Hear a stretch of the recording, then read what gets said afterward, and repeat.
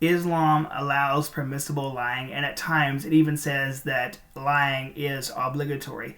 And I'll even provide you with a very important, well-known example of an individual who was lied to in order to be brought into Islam. His name is Ali Dawa, and he said he was lied to about the scientific miracles, and of course now he knows and has said as much that it is debunked, but yet he's going to continue to believe in the faith that lied to him because Allah used it to bring him to the true religion. But I want to look at what the Sharia says with regards to lying in R 8.2, and of course you can find this in the description box. If you actually want to take time to go look at this, I would encourage you to do so. It says the Prophet said you can settle disagreements between people to bring about good or say something commendable is not a liar. So of course Muhammad's saying here that you are allowed to lie and you're not considered a liar if your goal is to stop a disagreement, to resolve it, or you're trying to say something good about somebody. You are not considered a liar. So once again, we see Muhammad being a morally bankrupt individual,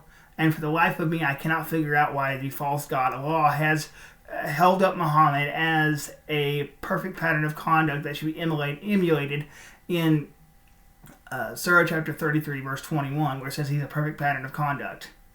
That is obviously a ridiculous statement, because how can you trust somebody who is a compulsive liar like Muhammad? And we can even see this to be the case with regards to which areas an individual is allowed to lie in according to the Sharia. It says, this much is related by both Bukhari and Muslim, with Muslim's version recording. Kameth added, I did not hear him, this is speaking of Muhammad, permit untruth in anything people say except for these these three things: war, settling disagreements, and a man talking with his wife, or she talking with him. So here's the idea.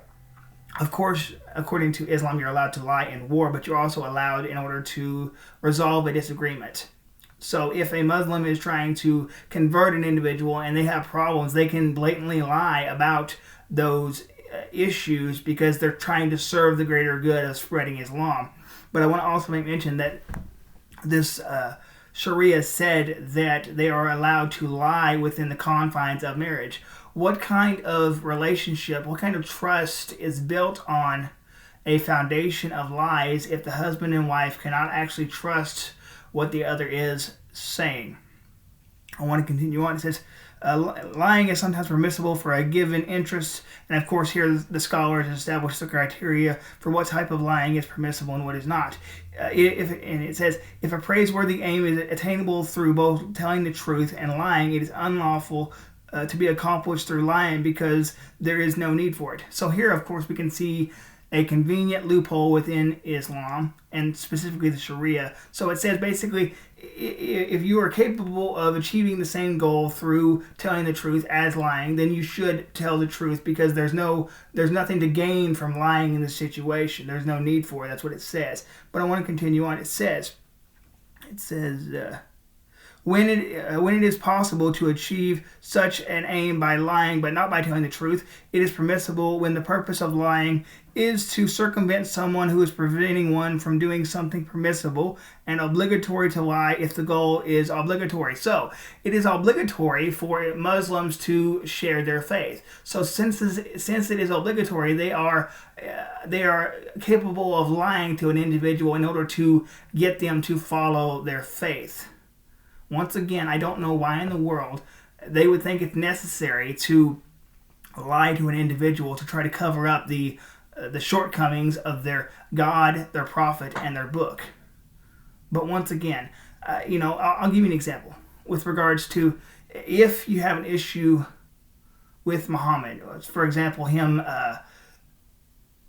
having the poets executed who spoke badly of him, because Muslims have to protect Muhammad's reputation at all times, because it's a act of blasphemy to disrespect Muhammad. So if you bring up the issue of Muhammad ordering the assassination of the poets, then they will lie to you and say, well, it was justified because they were talking bad about Muhammad. Well, the problem is here that Muhammad cannot actually take criticism. He couldn't even take criticism within the century that he lived, because he ordered the execution of individuals who wrote poems against him and spoke ill of him because he was not willing to just, shrug those things off and turn the other cheek. No, he decided to lash out.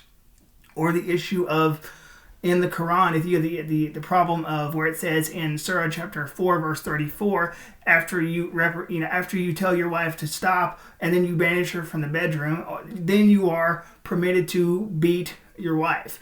If you say that you have a problem with beating your spouse or spousal abuse, then they are allowed to lie to you in order to get you to understand, well, that's not really what it's saying, or they will come up with another convenient excuse.